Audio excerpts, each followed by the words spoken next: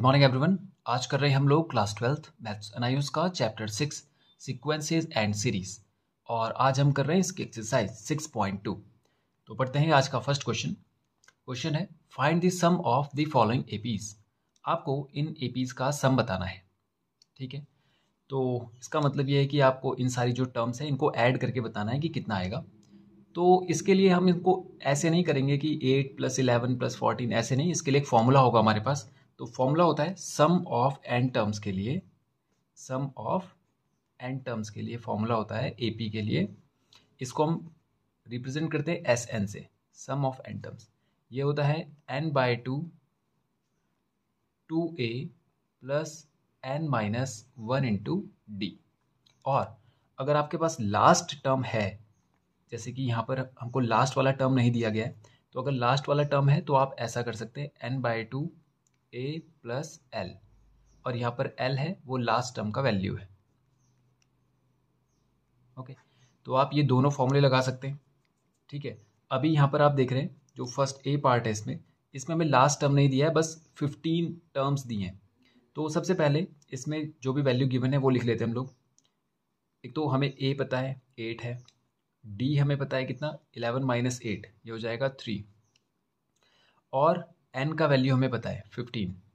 उन्होंने कहा है कि ये AP जो है 8, 11, 14, 17 ऐसे आगे कहाँ तक जाना है हमें, कि हमें जो सम निकालना है वो कहाँ तक की टर्म का निकालना है। तो उसने क्वेश्चन में दिया है कि 15 टर्म्स तक का सम निकालना है आपको, यानी आगे तक चलिए। कितने हो गए 1 2 3 4, ऐसे करते करते आप 15 तक जाइए और उन सारी टर्म्स को ऐड करके बता दीजिए। तो हमें n का वैल्यू पता है, क्योंकि उन्होंने कहा है कि 15 टर्म्स तक का सम निकालिए। तो मतलब हमें दे दिया है कि टोटल नंबर ऑफ टर्म्स कितनी है 15 है, तो नंबर ऑफ टर्म्स को ही हम n बोलते हैं। तो n का वैल्यू हमें पता चल गया। बस अब हम फॉर्मूले में उसको वैल्यू को रखेंगे, आंसर आ जाएगा हमारा। एस एन का वैल्यू हो जाएगा n/2 2a 2 × a 2a + n-1 × d। d कितना हो गया 3। तो ये हो जाएगा 15/2, 2 8 = 16 + 15 3 15 - 1 हो जाता है 14, और 14 3 हो जाता है 42। ये ओके, तो ये हो जाएगा 15/2 और 42 + 16, ये हो जाता है 58। ये हो जाएगा 29 टाइम्स, और इन दोनों को मल्टीप्लाई कर लेंगे। ये हो जाएगा 15 9 × 1 35, 13 15 2 × 30, 30 + 13, ये हो जाएगा 43। तो इनकी अगर हम 15 टर्म्स तक को जब ऐड करेंगे तो हमारे पास 435 आएगा। तो ये आ जाएगा S15, यानी कि 15 टर्म्स तक का सम। ओके, तो ये हो गया इसका ए पार्ट। अब बी पार्ट करते हैं। बी पार्ट में देखिए ए का वैल्यू हमें गिवन है 8, डी हमें पता है डिफरेंस। किसी भी टर्म से प्रीवियस टर्म को माइनस कीजिए, तो -2 - 3, ये हो जाएगा -5। ओके, डी वैल्यू आ गई -5। और इस बार n जो हमें गिवन है वो n ही है, मतलब इस बार उन्होंने ये नहीं बताया कि इतनी टर्म्स तक का जो नंबर ऑफ टर्म्स है यहाँ पर वो n ही है। तो हम इसे फॉर्मूले में रख देंगे एस एन n/2, n की जगह पे n ही है, n/2 2 × a + n-1 × d। तो ये हो जाएगा n/2, 8 2 हो जाता है 16, और जब इसको मल्टीप्लाई करेंगे तो ये हो जाएगा -5n और माइनस प्लस का 5। तो ये आ जाएगा n/2 16 + 5 21 -5n। ये इसमें से कुछ कॉमन ले सकते थे हम लोग, लेकिन नहीं है, कॉमन नहीं आ रहा है, तो बस यही इसका फाइनल रिजल्ट होगा n/2 21 - 5n। ठीक है, तो ये हो गया क्वेश्चन फर्स्ट कंप्लीट। करते हैं क्वेश्चन नंबर 2। पढ़ते हैं सेकंड क्वेश्चन। क्वेश्चन कह रहा है how many terms of the AP have a sum 95। How many terms, इसका मतलब क्वेश्चन में हमें नंबर ऑफ टर्म्स पूछा है, तो मतलब n की वैल्यू तो हमें बतानी है। बोल रहा है कितनी टर्म्स होंगे इस एपी में। एपी आप देखिए 27 है, 23 है, 19 है, 15 है। ऐसा करते करते हम कहाँ तक जाएं कि उन सबको ऐड करने पर 95 आ जाए। हैव अ सम 95, तो जैसे ही हैव अ सम 95 बोला है तो हमें पता चल गया कि एस एन का वैल्यू यानी सम दे रखा है हमें 95। ओके, क्वेश्चन कह रहा है कि आप इनको ऐड कीजिए, इनको सबको ऐड कीजिए। तो अभी आप देखिए इनको ऐड करें आप, 27 + 23 50, 69, 74, 84, तो 84 तो यहीं पे हो गया। तो बोल रहा है आगे जाके और कितनी टर्म्स हम इसमें लगाएं, कौन सी टर्म्स तक कि उनका सम 95 आ जाए। ठीक है, तो 95 सम है। ए हमें पता है, ए यहाँ पे से दे रखा है, देखिए 27। डी हमारे पास कितना है, टर्म से प्रीवियस को माइनस कीजिए, 23 - 27, ये हो जाएगा -4। ठीक है, अब डी आ गया, ए आ गया, एस एन हमें पता है, फॉर्मूला रखिए, S N is equals to n/2 2a + n-1 into D. S N का वैल्यू रखिए 95 is equals to n/2, n तो हमें पता ही करना है, 2a, 2 इंटू ए कितना हो जाएगा 27 + n-1 इंटू डी कितना है हमारे पास -4। ये इधर चला जाएगा, 95 2 ये हो जाएगा 190 इज इक्वल्स टू n, 27 2 हो जाता है 54 -4n और प्लस का 4, ये ब्रैकेट के साथ मल्टीप्लाई होगा। 190 इज इक्वल्स टू, ये हो जाएगा n इंटू 54 + 4 58 -4n, तो ये हो जाएगा 190 is equals to 58n -4n square. इन सबको उठा के इधर लेके आइए, तो ये हो जाएगा 4n स्क्वायर, इधर आके प्लस हो जाएगा, 58n इधर आके माइनस हो जाएगा, और 190 तो पहले से यही था, इज इक्वल्स टू 0 हो जाएगा।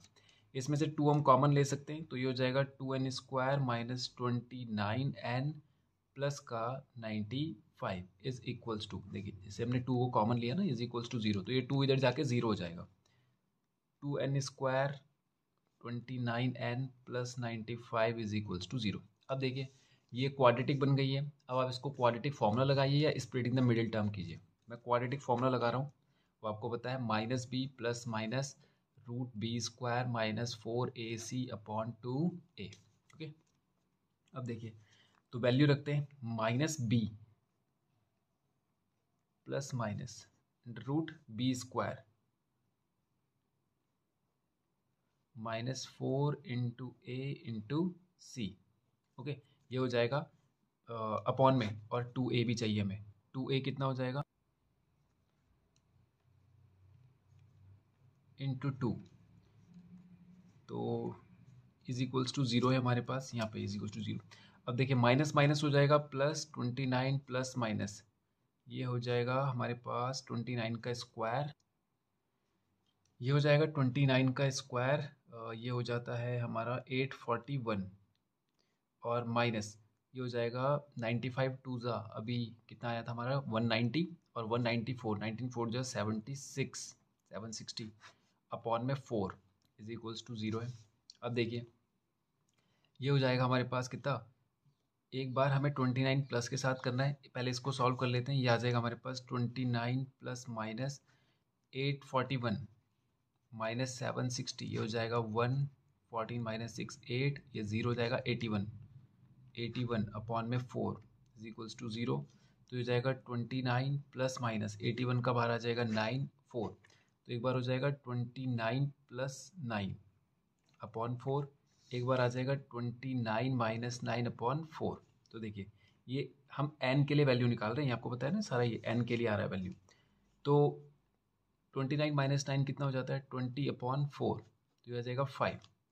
एक बार तो n का वैल्यू आ रहा है 5, और एक बार 29 + 9, तो 29 और 9 कितना हो जाता है 38, तो 38/4 करेंगे आप, तो ये 4 9 ज़ा 36.45 ज़ा 20, तो देखिए n का वैल्यू 9.5 आ रहा है। अब आप देखिए n का वैल्यू एक बार आ रहा है 5 और एक बार आ रहा है n का वैल्यू 9.5, तो 9.5 तो नहीं हो पाएगा, क्योंकि n एक एग्जैक्ट नंबर ऑफ टर्म होती है।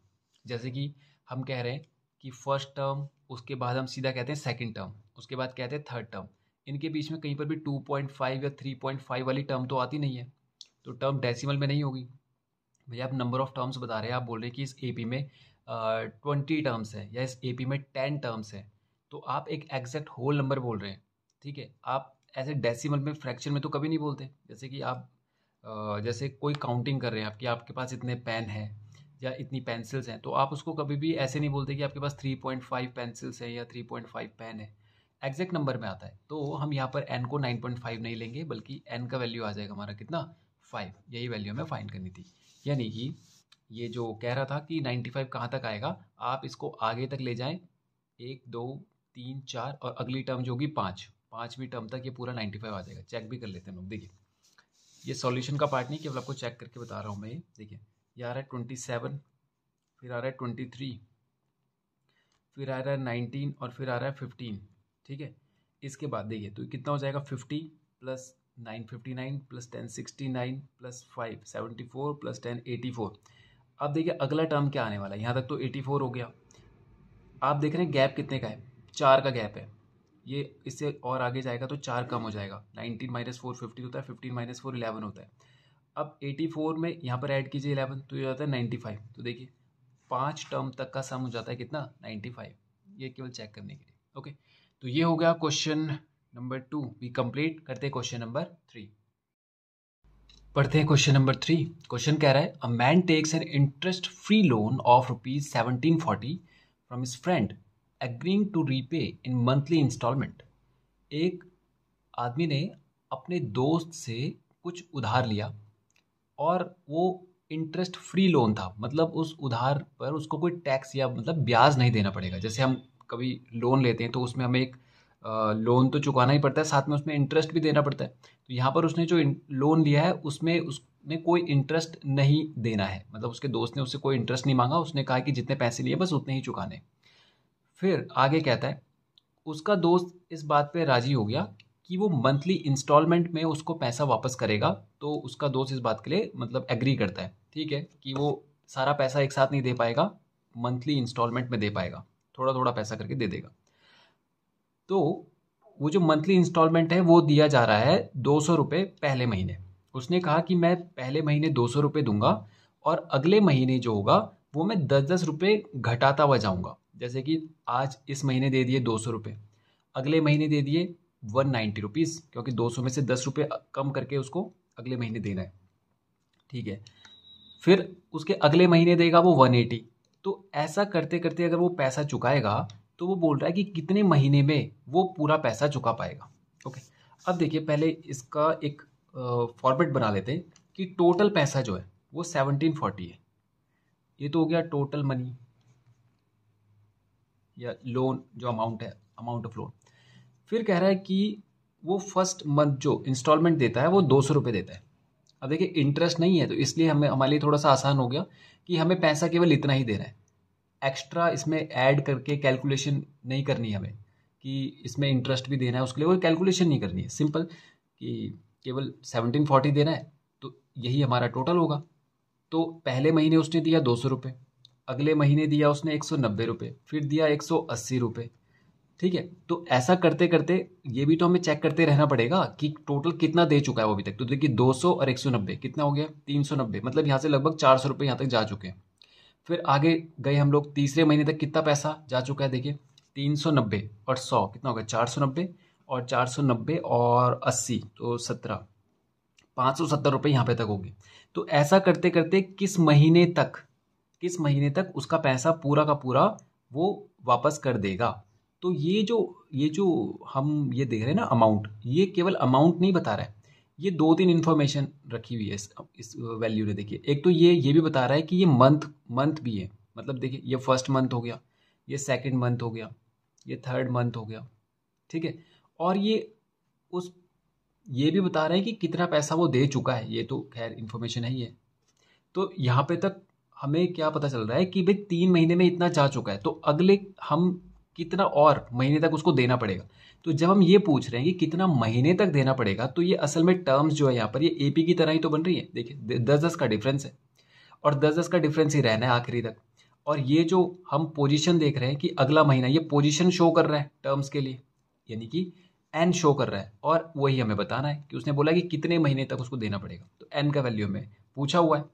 फिर हमें देना कितना पैसा है भाई, टोटल इन सबको हम जो यहाँ पे चेक कर रहे थे अभी कि इतना 570 यहाँ पे तक दे दिया है, देना कितना है 1740। तो यानी यहाँ पे तक जब हम वैल्यू रखेंगे तो उन सबको ऐड करके 1740 ही तो आना चाहिए। तो इन सबको ऐड करके अगर ये आ रहा है तो इसका मतलब ये सम ऑफ एन टर्म्स होगा कि नहीं। ये सम ऑफ एन टर्म्स होगा 1740। तो बस एस एन हमें दे दिया है, ए हमें पता है 200, डी हमें पता है माइनस का 10, क्योंकि आगे जाके देखिए इसको इससे इसको इस माइनस कर दीजिए, मतलब इससे माइनस कर दीजिए इसको, तो 190 से 200 माइनस करेंगे तो -10 आ जाएगा। बस अब वैल्यू रख लेते हैं हम लोग, S N is equals to हो जाता है n/2 2a plus n-1 into D. S N कितना है 1740 है, एन हमें फाइंड करना है 2a, 2 इंटू ए कितना हो गया 200 प्लस एन हमें पता नहीं है n-1 इंटू डी हमें पता है कितना 10, वो भी माइनस में ये।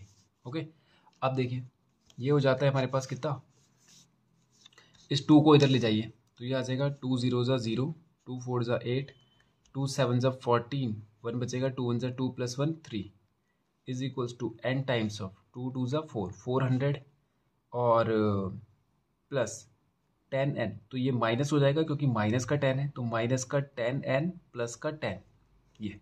ओके, अब देखिए 3480 ये आ गया इधर, और इसको सॉल्व करें ब्रैकेट को तो ये आ जाएगा 400 प्लस 10 410 माइनस का 10n, चाहे तो 10 कॉमन लेके इसको कैंसिल कर दीजिए, 348 ये आ जाएगा, 10 को कॉमन ले लीजिए और इस n को अंदर ले जा लीजिए, या n को भी चलिए बाहर ही रखते हैं हम लोग, तो 41 माइनस का n ये ऐसा हो जाएगा, 10 से ये कैंसिल हो गया तो ये आ जाएगा 348 इज इक्वल्स टू इस n को अंदर ले जाइए 41n माइनस का n स्क्वायर। ओके, अब देखिए इस n को इधर लेके आइए और इन दोनों को इधर लेके आइए तो 0 कर दीजिए, तो ये हो जाएगा n स्क्वायर प्लस का 41n माइनस का और प्लस का 348 इज इक्वल्स टू 0। अब फिर से क्वाड्रेटिक लगा दीजिए, अब देखिए यहाँ पर क्वाड्रेटिक लगा देते हैं, minus B plus minus under root B square minus 4ac upon 2a, तो ये हो जाएगा माइनस बी की जगह पे -41 है, तो ये साइन तो फॉर्मूले का है, ये इसका साइन है -b plus minus under root B square -41 का स्क्वायर -4 इंटू ए की जगह पे 1 है इंटू सी 348 अपॉन में 2 इंटू ए 2 1 2। तो अब आप देखिए माइनस माइनस हो जाएगा प्लस का 41 ये, और प्लस माइनस ये हो जाएगा रूट 41 का स्क्वायर 1681 और माइनस ये हो जाएगा 1392 ओके अपॉन में 2 1 2। अब देखिए ये आ जाएगा 41 प्लस माइनस, इसको माइनस करेंगे तो ये आ रहा है 289 और अपॉन में 2, तो 41 प्लस माइनस 289 होता है किसका 17 का अपॉन में 2, इसका रूट करेंगे तो 17 आएगा, तो एक बार ये जा रहा है 41 प्लस 17 अपॉन 2, एक बार आ रहा है 41 माइनस 17 अपॉन 2, एन की दो वैल्यू आ रही है हमारे पास ना, प्लस माइनस का मतलब है कि एक बार प्लस के साथ 17 एक बार माइनस के साथ 17, तो ये हो जाएगा 41 माइनस 17, तो ये हो जाएगा 11 में से 11 माइनस 7 कितना हो जाता है 4, यहाँ बचेगा 3 माइनस 1 2, तो ये आ जाएगा 12। ओके, अब इधर देखिए 7 + 1 8 4 + 1 5, सॉरी 7 + 1 8 4 + 1 5 हो जाएगा 58/2, तो ये आ जाएगा 29 और ये आ जाएगा कितना 12। अब देखिए यहाँ पर n की दो वैल्यू आ रही है, दोनों ही एग्जैक्ट वैल्यू आ रही है, एक तो 12 और एक 29, कुछ भी हो सकता है। तो आप देखिए ये जो n थे ये असल में महीने ही तो थे, हम यही तो चेक कर रहे थे कि कितने महीने में उसका वो जो पेमेंट है वो कंप्लीट हो जाएगा, लोन जो है वो पूरा हो जाएगा। तो आप देखिए ये 12 का मतलब हो जाता है कि वो 12 महीने में पूरा कर देगा, और 29 का मतलब है कि 29 मंथ्स में पूरा करेगा। तो आप सोचिए कि जब वो 12 महीने में पूरा कर चुका होगा लोन, तो उसके बाद बचेगा ही कैसे उसके पास, वो 29 मंथ तक क्यों जाएगा। हालांकि आप ये दोनों values sum of N terms में रखेंगे तो दोनों बार ही आपका ये दोनों बार सेटिस्फाई करेगा इसको, ये भी सही लगेगा आपको और यहाँ से ये भी सही लगेगा। लेकिन आप देखें कि जब 12 महीने में कोई पैसा पूरा चुका है, वो पूरा दे चुका है, तो उसके बाद कुछ बचता ही नहीं है, तो 29 मंथ तक नहीं जाना है, इसलिए हम यहाँ पे अज्यूम करेंगे एन का वैल्यू कितना 12। ओके, चाहे तो आप चेक भी कर सकते हैं उसको, अगर आप आगे बढ़ाएं कि हमारे पास जैसे यहाँ पे जो सीरीज थी ये 200 190 180, तो आप देखें 200 फिर 190 फिर 180 फिर आ जाएगा 170, उसके बाद 160 आ जाएगा, फिर 150, 140, 120, 110, फिर आ जाएगा कितना 100, 1 2 3 4 5 10 11 और 12। आप चेक करेंगे तो ये यहीं पे तक 1700 जो उसने लोन लिया था, कितने का लिया था 1740 का, तो 1740 यहीं पे पूरे हो जाएंगे। आप चेक कर सकते हैं इसको सब सम करके। ओके, तो 12 महीने में ही सम पूरा हो जाएगा, तो 29 तक जाने की जरूरत ही नहीं पड़ेगी, इसलिए एन को हम लेंगे कितना 12। ठीक है, तो ये हो गया क्वेश्चन नंबर 3 हमारा कंप्लीट। अब करते हैं हम लोग क्वेश्चन नंबर 4। पढ़ते हैं क्वेश्चन नंबर 4। क्वेश्चन कह रहा है how many terms of the progression this must be taken at least to have a sum not less than 2000। Question कह रहा है कि ये जो सीरीज है एपी जो है, इसमें हम कितनी और टर्म्स ले। जैसे मान लीजिए एपी बन रही है हमारी 3 6 9 12, ऐसा करते करते हम कहाँ तक जाए, यानी किस टर्म तक जाए, किस नंबर की टर्म तक जाए कि जहाँ पर हम इन सब को ऐड करें और हमारा जो सम हो या तो वो 2000 हो जाए या 2000 से जरा सा ज़्यादा आ जाए, मतलब कि 2000 से नीचे ना हो। समझे आप? जैसे मान लीजिए, जैसे आप यहाँ पर देखिए 1 2 3 4, एन का वैल्यू हो गया 4 और इसको आप ऐड करेंगे तो 12 + 9 हो जाता है 21 + 6 27 + 3 30। तो यहाँ पर देखिए n = 4 पे सम आ रहा है 30। तो ऐसा बोल रहा है कि n का वैल्यू हम क्या रखें कि हमारा सम 2000 या मोर देन 2000 आ जाए। ओके, तो हम क्या करते हैं, पहले ये अज्यूम कर लेते हैं कि इसका सम 2000 ही आना है। मान लीजिए हम ये निकाल रहे हैं कि हमें n का वैल्यू फाइंड कर रहे हैं, तो हम n का वो वैल्यू फाइंड कर रहे हैं जहाँ पर 2000 आ जाए सम। ठीक है, तो हम मान के चल लेते हैं कि हमारा सम कितना आ रहा है 2000 आ रहा है। ओके, तो अब वैल्यू रखते हैं हम लोग Sn = n/2 2a + n - 1 × d। यहाँ पर वैल्यू रख लेते हैं सीधा 2000 के लिए, हम ये लेके चल रहे हैं कि हमें 2000 ही चाहिए सब। ओके, हमें n की वैल्यू चाहिए 2 × a हमारे पास है 3 और d भी हमारे पास है 3, 9 - 6 3, तो हो जाएगा 2 × 3 n - 1 × d हमारे पास आ गया 3, 2 2 = 4 4000 × n, 2 3 = 6 + 3n - 3, तो ये आ जाएगा 4000 = 6 - 3 होता है 3, तो ये हो जाएगा 3n + 3, तो 4000 = 3n² + 3n। ओके, अब इसको इधर ले जा देते हैं और क्वाड्रेटिक बना लेते हैं। यहाँ पर क्वाड्रेटिक फॉर्मूला लगा लेते हैं -b + √b² - 4ac अपॉन में 2a। b का वैल्यू है 3, तो -3 + -b² यानी 9 -4 × a × c, ये हमारे पास आ गया 4000, लेकिन वो माइनस का 4000 है इसलिए प्लस हो जाएगा 2 × 3। ओके, अब देखिए यहाँ पर वैल्यू आ रहा है प्लस माइनस 4 3 = 12 4 = 48,000 और प्लस उसमें 9 करेंगे तो 48,009 आ जाएगा, 2 3 = 6 हो जाएगा। अब हमारे पास n की दो वैल्यू आ गई, एक तो आ गई -3 - 48,009 अपॉन 6 और एक n की वैल्यू आ गई -3 + 48,009 अपॉन में 6। अब आप देखिए यहाँ पे माइनस माइनस प्लस होना है, यानी कि अगर हम 48,000 का रूट निकालें तो वो आता है लगभग माइनस का 219.10 समथिंग इतना आता है। तो जब हम इनको प्लस करेंगे माइनस माइनस प्लस, तो रिजल्ट तो माइनस में ही रहना है। 19 और 3 22 222 पॉइंट समथिंग ऐसा आएगा, तो ये माइनस में ही रहेगा, तो n का वैल्यू तो हम माइनस में लेंगे नहीं, तो हम प्लस में चलते हैं।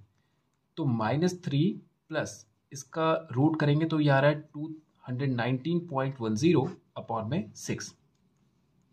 सॉल्व करेंगे तो ये आ जाएगा प्लस माइनस माइनस, तो 219 में से 3 माइनस करेंगे तो ये आ जाएगा 216.10 अपॉन में 6, डिवाइड करेंगे 6 3 = 18, यहाँ पे 3 आ जाएगा, 6 6 = 36.1, छोटा है 0 लगाएंगे तो 6 1 = 6।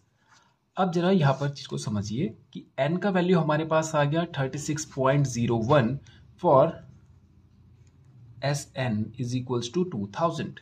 अब देखिए ये हमारा आंसर नहीं है, बट ये आंसर से जस्ट पहले का एक स्टेप है। हमने यहाँ पर अज्यूम किया था कि हमारा सम 2000 ही चाहिए हमें, हम ये निकाल रहे थे कि कौन सी टर्म पे 2000 आ जाएगा। अब देखिए 36.01 पे तो 2000 आ रहा है। मान लीजिए हम आगे तक गए, जैसे कि 30 वाली टर्म थी, फिर 31 थी, ऐसा करते करते हम 34 पे गए, फिर 35 पे गए, तो 36 वाली टर्म पे 2000 नहीं आ रहा है। आप देखिए ये नहीं कह रहा है, वो बोला 36.01, यानी 36 से जस्ट आगे वाली टर्म पे तो हमारा क्या आ रहा है, 2000 आ रहा है। 36 से जस्ट आगे वाली 0.01 का मतलब क्या है कि ये एग्जैक्ट 36 तो है नहीं। अगर हमारा आंसर एग्जैक्ट 36 आता तो हम बोलते 36 वाली वो पोजीशन है जहां पर तक हम सम करें तो सारी टर्म को ऐड करने पर 2000 आ जाएगा। लेकिन ये दिखा रहा है हमें आंसर में कि ये 36.01 है, यानी वो 36 भी नहीं है टर्म और वो 37 भी नहीं है, यानी 36 वाली टर्म भी 2000 नहीं लाती है सम करके, और 37 की तो हम बात ही नहीं कर रहे हैं क्योंकि यहाँ पे हमारे पास 36 से थोड़ा सा ज़्यादा आ रहा है, तो मतलब ये नंबर एग्जैक्ट 36 नहीं है, इनके बीच में कहीं आएगा। तो आप सोचिए अगर यहाँ पर 2000 आ रहा है तो इसका मतलब यहाँ पर 2000 नहीं आ रहा होगा। अगर यहाँ पर 2000 हमारा सम आ रहा है तो इससे अगर हम एक टर्म पहले 36 पे चले गए तो वहाँ पे हमें 2000 नहीं मिलेगा, ठीक है। और हम कभी भी डेसिमल में तो कोई टर्म बोलते ही नहीं है, हम डेसिमल में तो कोई टर्म नहीं बोलते। तो बात आ गई 37 और 36 पे, यानी 36 पे तो 2000 आना नहीं है, 37 पे 2000 नहीं आएगा, लेकिन 2000 से वो ज़्यादा हो जाएगा, और यही वैल्यू हमें चाहिए थी क्योंकि 36 वाली टर्म पे 2000 से नीचे आ रहा है, ठीक है। 2000 से नीचे आ रहा है 36 वाली टर्म पे, और 37 वाली पे 2000 से ज़्यादा आ रहा है। तो उसने तो हमें क्वेश्चन में यही तो कहा था कि हमें वो मिनिमम नंबर चाहिए, वो एटलीस्ट वो नंबर चाहिए जो हमें 2000 से नीचे ना दे टर्म। तो अगर आपने आंसर को 36 बना दिया तो यहाँ पर तो हमारा आंसर 2000 से कम आ ही रहा है क्योंकि 2000 तो इससे जस्ट आगे हो रहा है। तो यानी यहाँ पे वैल्यू 2000 से नीचे आ रही है और यहाँ पर वैल्यू 2000 से जस्ट ऊपर आ रही है। मतलब ये वो पोजीशन है जहाँ पर वैल्यू 2000 से ऊपर हो जाती है और हमारी कंडीशन को सेटिस्फाई कर जाती है। उसने कहा था क्वेश्चन में कि 2000 से नीचे नहीं होना चाहिए। तो अगर आप 36 पे चले गए तो वो 2000 से आप नीचे हो जाएंगे, और उसने कहा था कि कम से कम हमें 2000 सम तो आना ही होगा, मतलब हमें 2000 का सम तो चाहिए ही चाहिए, ऐसा वो n का वैल्यू बताइए। तो कम से कम वाली कंडीशन तो यहाँ पे हमारी सेटिस्फाई कर रही है। देखिए 37 पे कम से कम 2000 तो आ ही रहा है, ज़्यादा से ज़्यादा तो 2000 से ऊपर आ रहा है, समझे आप। तो ये जो हमारा n का वैल्यू है ये हमारा आंसर नहीं है, ये आंसर से जस्ट पहले का स्टेप है। ये बताता है कि अगर आपने 36.1 रखा n का वैल्यू तो वहाँ पर सम आपका 2000 आ जाएगा, और n का वैल्यू कभी डेसिमल में होता नहीं है। तो हमें तो आंसर 36 चाहिए या तो हमें आंसर 37 चाहिए। तो 36 पे 2000 से कम हो जाएगा, इसलिए हमारा आंसर हो जाएगा 37। ओके, तो हमारा फाइनल रिजल्ट हो जाएगा n is equals to 37 is the term where we find sum at least 2000 और more than 2000। ओके, तो ये हो गया क्वेश्चन नंबर 4 भी हमारा कंप्लीट। तो पढ़ते हैं क्वेश्चन नंबर 5। क्वेश्चन कह रहा है in a children potato race and potatoes are placed 1 metre apart. वो बोल रहा है कोई रेस है जिसमें आलू रखे हुए हैं 1 मीटर की दूरी पर एक दूसरे से ऐसे, और कितने आलू हैं ये नहीं बताया, n नंबर्स ऑफ पोटैटोज हैं, कितने भी हो सकते हैं, इनके बीच का डिस्टेंस है 1 मीटर। फिर कहता है a competitor starts from a point in the line which is 5 metre from the nearest potato. सबसे पहला वाला पोटैटो, चाहे आप इसे माने या इसे माने, इसको हम फर्स्ट मान लेते हैं, इससे 5 मीटर की दूरी से, ये 5 मीटर की दूरी से एक कॉम्पिटिटर है, वो शुरू करता है पोटैटो रेस, यहाँ से शुरू करता है वो, और क्या करता है, find an expression for the total distance run in collecting the potatoes one at a time and bringing them back at a time to the starting point. आपको टोटल डिस्टेंस की एक्सप्रेशन बतानी है। एक्सप्रेशन का मतलब देखिए कि हम total distance तो बता नहीं सकते यहाँ पे से, क्यों, क्योंकि हमें ये तो दिया ही नहीं है कि कितने पोटैटोज हैं, जब हमें यही नहीं पता कि पोटैटोज 10 हैं, 12 हैं, 15 है, तो हम एग्जैक्ट नंबर ऑफ डिस्टेंस ऐसे तो बता नहीं सकते कि 10 मीटर, 50 मीटर, ऐसे नहीं बता सकते हम लोग। तो हमारा जो आंसर आएगा वो वेरिएबल की फॉर्म में आएगा, यानी उसमें एन वगैरह कुछ होगा, ए एन वगैरह कुछ होगा उसमें। तो वही एक्सप्रेशन वो निकालने के लिए कह रहा है। तो उसका कहने का मतलब ये है कि आप टोटल डिस्टेंस निकाल दीजिए। क्या है वो, यही रहा है बात को, कि टोटल डिस्टेंस निकाल दीजिए पोटैटो को कलेक्ट करने में। अब वो कलेक्ट इस तरह से किया जाता है कि ये बंदा यहाँ जाएगा, देखिए, bringing them back at a time to the starting point, उसको उठा के उसकी पुरानी वाली जगह पर लाना है। ऐसा मान के चलिए कि यहाँ पर एक टोकरी रखी हुई है, ये यहाँ जाता है, उठा के यहाँ लाता है, फिर यहाँ से यहाँ जाता है, उठा के यहाँ लाता है, फिर यहाँ से यहाँ जाएगा, उठा के यहाँ लाएगा। तो ये यहाँ तक जाने में और यहाँ से वापस आने में जो उसने डिस्टेंस कवर किया होगा, उसके लिए आपको एक्सप्रेशन बताना है, या ये कहें कि जो डिस्टेंस होगा वो डिस्टेंस आपको टोटल बताना है। तो सबसे पहले हम देख लेते हैं कि एपी वाला है तो इसमें एपी बन रही होगी। अगर वो बंदा यहाँ से शुरू करता है तो पहला आलू उठाने के लिए उसने कितना डिस्टेंस कवर किया, देखिए 5 मीटर वो यहाँ गया होगा, फिर 5 मीटर वापस आया होगा। तो यानी पहला जो आलू है उसके लिए टोटल डिस्टेंस हो गया 5 + 5 10 मीटर। अब जब वो फिर यहाँ पर वापस आ गया, जब उसने आलू यहाँ रखा, उसके बाद वो जाता है सीधा सेकंड वाले पे, तो कितना हो गया कवर, 5 + 1 6। अब वापस आते हुए भी 1 + 5 6, यानी 6 जाना और 6 वापस आना, तो 6 + 6 कितना हो गया, 12 मीटर। उसके बाद वो जाता है 6, यहाँ तक हो गया था, 6 + 1 7, क्योंकि ये आलू सारे 1 मीटर की डिस्टेंस पर रखे हुए हैं। 6 + 1 7 और वापस आते हुए 7, तो 7 + 7 कितना हो गया, 14। फिर ये जाएगा 8 वाले पे, तो 8 + 8 कितना हो जाएगा, 16। तो आप देख रहे हैं 10 और 2 12 और 2 14 और 2 16, यानी कि 2 का डिफरेंस है, यानी डिफरेंस अगर इक्वल है, एक जैसा है, तो वो बन जाती है हमारी एपी।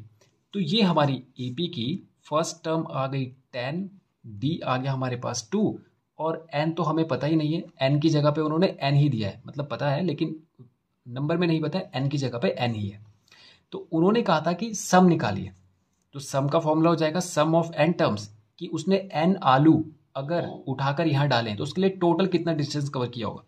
तो हम करेंगे n/2 2a + n-1 × d। हमें तो सम निकालना है कि टोटल डिस्टेंस कितना कवर किया। तो हमें नंबर ऑफ पोटैटो तो दिया नहीं है, तो n/2, a की जगह पे 10 + n की जगह पे n और d की जगह पे आ जाएगा 2। तो ये हो जाएगा n/2, 2 10 20 + 2n - 2। तो ये हो जाएगा n/2 20 - 2, ये हो जाता है 18। इसमें से 2 को बाहर कॉमन ले लेंगे, तो ये हो जाएगा 2 × n/2 n + 9। 2 को कॉमन ले लिया तो ये 9 बचेगा, 2 से 2 कैंसिल हो गया। तो सम ऑफ n टर्म्स हमारे पास आ रहा है n × n + 9। देखिए इसका मतलब ये है कि ये n पोटैटो उठाने के लिए उसने इतना मीटर कवर किया है। या आप इसको ऐसा समझ सकते हैं कि आप n का वैल्यू जो भी रखेंगे यहाँ पे, जैसे मान लीजिए आपसे पूछे कि बताइए 15 पोटैटो, 15 आलू, उसको वापस रखने में टोटल कितना डिस्टेंस कवर करना होगा, तो आप यहाँ पे n का वैल्यू 15 रख देंगे ना, अगर 15 + 9, तो ये हो जाएगा 15। 15 + 9 कितना हो जाएगा, 24। तो 24 × 15, तो 24 5 हो जाता है 120, 12, 24 + 12 36, 360 मीटर उसने कवर किया होगा। तो यानी n का वैल्यू अगर आप यहाँ पे कुछ भी रख देंगे, जो भी आपको चाहिए कि उस नंबर के पोटैटो को उठाने के लिए उसने कितना डिस्टेंस कवर किया, तो वो वैल्यू आप यहाँ पे रख दीजिए, आपका आंसर आ जाएगा। जैसे आप यहाँ पे भी चेक कर सकते हैं, यहाँ पे हमने जब दूसरा आलू उठाया था, 1 2 3, तीसरा आलू उठाया था, तो कितने डिस्टेंस कवर किया था, 14। आप यहाँ पर करके चेक कर सकते हैं, 3 × 3 + 9 कितना हो गया, 3 + 9, 9 + 3 कितना हो जाएगा, 12। तो 12 3 × 36। आप देखिए क्या तीसरे आलू तक हमारा 36 कवर हो रहा है। टोटल डिस्टेंस देखिए 12 10 22, 22 और 4 26 और 10 36, देखिए 36 आ रहा है कि नहीं आ रहा है। ये तो केवल एक आलू उठाने के लिए इसने इतना कवर किया, मतलब तीसरे नंबर का आलू उठाने के लिए टोटल डिस्टेंस कितना कवर कर चुका है ये, यानी पहले वाले में 10 किया, दूसरे वाले में 12 किया, तीसरे वाले में 14 मीटर कवर किया, तो टोटल तीसरे आलू तक 36 मीटर उसने कवर किया था।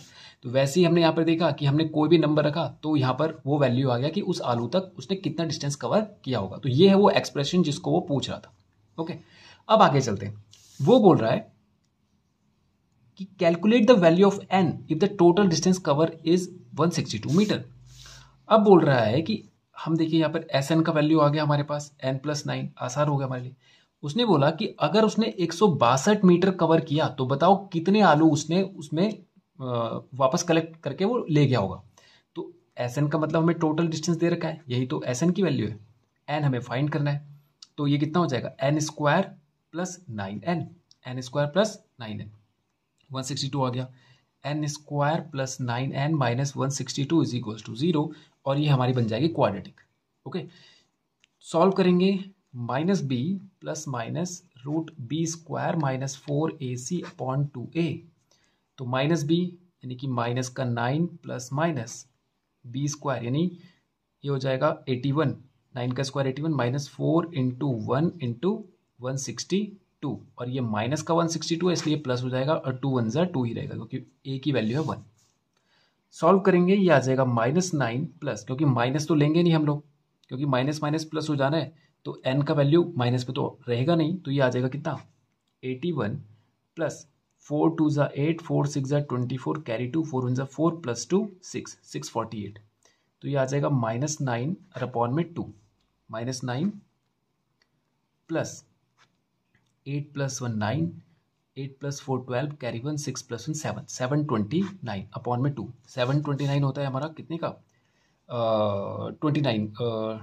27 का, तो ये हो जाएगा -9 + 27 अपॉन में 2, तो 27 प्लस माइनस माइनस हो रहा है, इसमें अगर हम 9 माइनस कर देंगे तो ये आ जाएगा 18, 18/2, 2 9 सा 18, यानी n की वैल्यू होनी है 9, यानी 9 आलू उठाने के लिए वो टोटल 162 मीटर कवर करेगा। चाहे तो आप चेक कर सकते हैं, यहाँ पर वैल्यू रखिए 9, 9 × 9 + 9, तो 9 × 18, तो 18 9 सा होता है 162, ये देखिए चेक भी कर लिया, ये सॉल्यूशन का पार्ट नहीं, केवल चेक करने के लिए बता रहा हूँ मैं कि 9 आलू उठाने के लिए उसने टोटल 162 मीटर कवर किया होगा डिस्टेंस।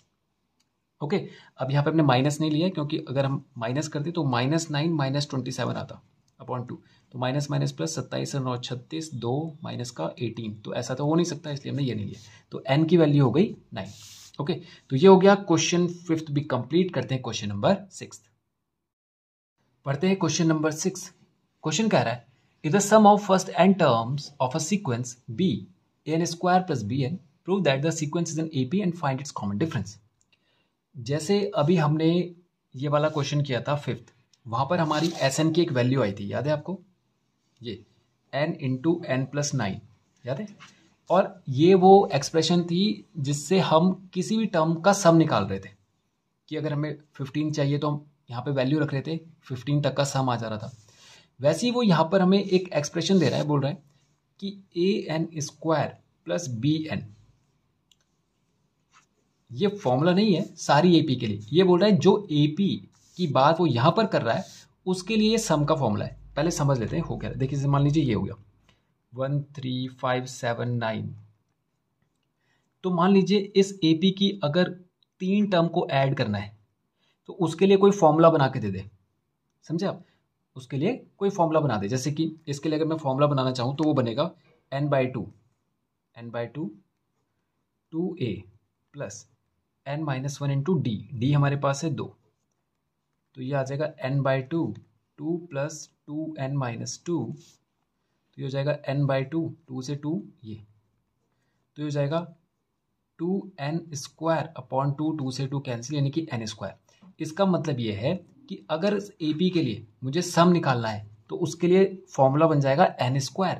इसका मतलब ये है कि आप n² में कोई भी वैल्यू रखिए, जैसे कि मान लीजिए मैं यहाँ पर रखता हूँ 3, तो 3 का स्क्वायर कितना हो जाएगा 9, तो देखिए 1 2 3 n की वैल्यू हमने रखी थी, यहाँ पर ऐड कीजिए तीनों को, 5 3 8 1 9 आ रहा है ना, तो यानी ये वो फॉर्मूला बन गया कि इसमें आप कोई वैल्यू रखिए वहां तक का पूरा सम आ जाएगा। तो वैसे उसने बोला कि कोई एपी हमारे पास, उस एपी के लिए मैं आपको एक फॉर्मूला बना के दे रहा हूं कि वो ये है कि आप यहाँ पर कोई भी वैल्यू रखें उस एपी में उस टर्म तक का सम आ जाता है, टर्म नहीं आती है। आप देखिए यहाँ पर जब हमने n की वैल्यू 3 रखी तो 3 पोजीशन पे तो 5 है, तो यहाँ पर 5 नहीं आया, ये टर्म निकालने का फॉर्मूला नहीं है, सम निकालने का फॉर्मूला है कि जो भी आप टर्म का नंबर रखेंगे वहां तक का टोटल सम आ जाएगा।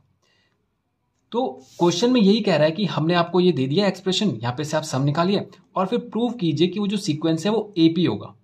यानी यहाँ पे से आपको प्रूफ करना है कि ये जिसके लिए हमने ये दिया है उन्होंने हमें ये एक्सप्रेशन, वो ए पी ही बन रही है।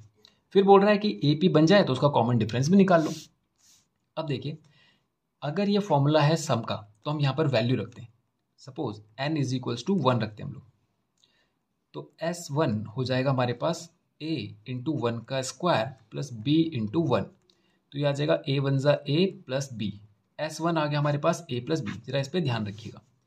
अब S2 देखिए, a इंटू 2 का स्क्वायर प्लस b इंटू 2, तो ये आ जाएगा 2 का स्क्वायर 4a प्लस 2b।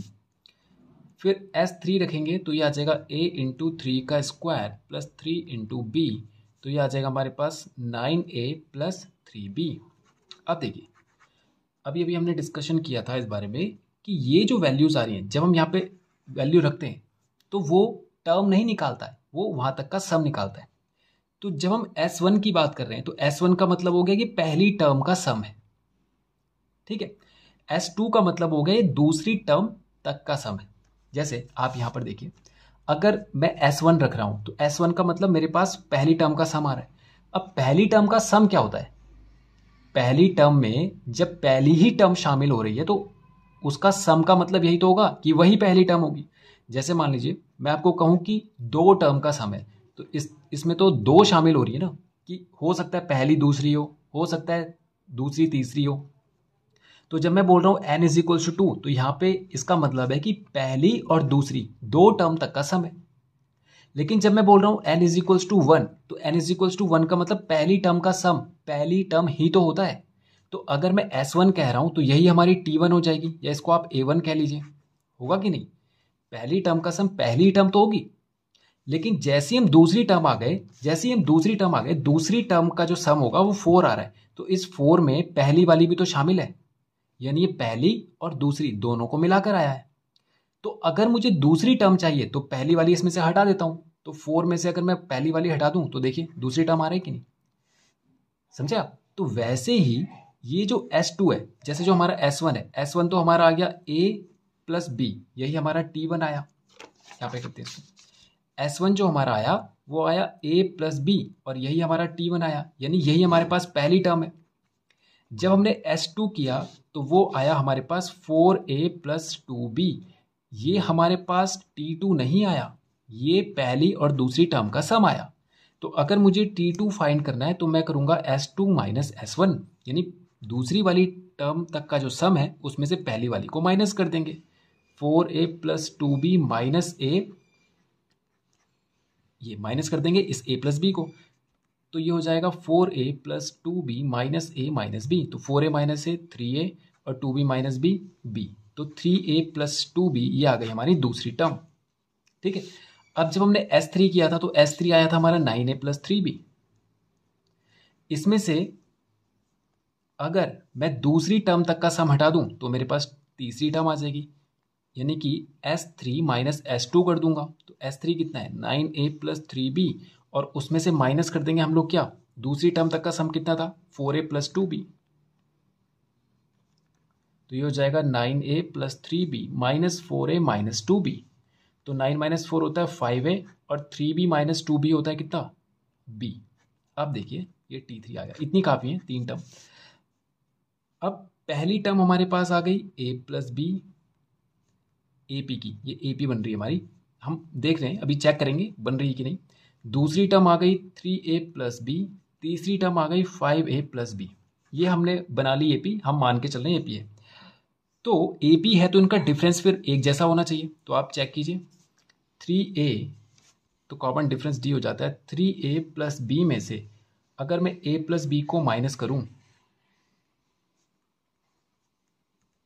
तो ये आ जाता है 3a minus A, 2a, B से बी कैंसिल, 2a आ रहा है, इसमें से इसको माइनस कीजिए 5a plus B minus 3a minus B, मैंने ब्रैकेट हटा दिया तो 5a माइनस 3a 2a हो जाता है, बी से बी कैंसिल, देखिए फिर से 2a आ रहा है, डिफरेंस दोनों का सेम है। इसका मतलब the resultant series is an A P and common difference d is equals to आ रहा है 2a, ठीक है। तो ये हमें फाइंड करने के लिए कहा था और ये पता करने के लिए कहा था कि ये AP है कि नहीं, तो दोनों ने प्रूव कर दिया। अब एक चीज़ और देखिए, अगर आपको यहाँ पर डाउट लगे कई बार कि जब आप क्वेश्चन करेंगे तो कि ये जो हमारे पास जो S1 S2 आप रख रहे हैं, तो बार बार लगेगा कई बार कि ये टर्म आ रही है। आप ध्यान रखें कि अगर ये टर्म होगी तो इनका डिफरेंस भी आप सेम होना चाहिए फिर तो आप चेक करेंगे तो इनका डिफरेंस सेम आएगा ही नहीं। आप देखिए पहला टर्म क्या आया था हमारा A प्लस बी, मतलब सम S1 A प्लस बी आया था। S2 आया 4A प्लस 2B। फिर S3 आया हमारे पास कितना, S3 हमारे पास आया 9A प्लस 3B। आप देखिए इनमें डिफरेंस तो सेम ही नहीं, A से जंप कर गया 4A पे, तो यानी कि यहाँ पे 3A का डिफरेंस है। अब 4A से कर गया जंप 9A पे, यानी यहाँ पे 5 का डिफरेंस है। तो आप देख रहे हैं कि डिफरेंस तो सेम है ही नहीं। तो यहाँ से भी आप पता लगा सकते हैं कि ये जो नंबर है ये हमारे AP नहीं बन रही, ये टर्म्स नहीं बन रही है AP की, ये AP का टर्म्स का सम बन रहा है। तो यहाँ से आपको थोड़ा सा याद रखने में आसानी रहेगी। ओके, अगर आप ऐसा भी डिफरेंस भी उनका निकालते हैं तो ओके। तो ये हो गया क्वेश्चन 6 भी हमारा कंप्लीट, और इसी के साथ ये एक्सरसाइज भी होती है हमारी फिनिश। तो आज के वीडियो में हम इतना ही करते हैं और नेक्स्ट वीडियो में करेंगे इसके आगे के क्वेश्चंस। Thank you.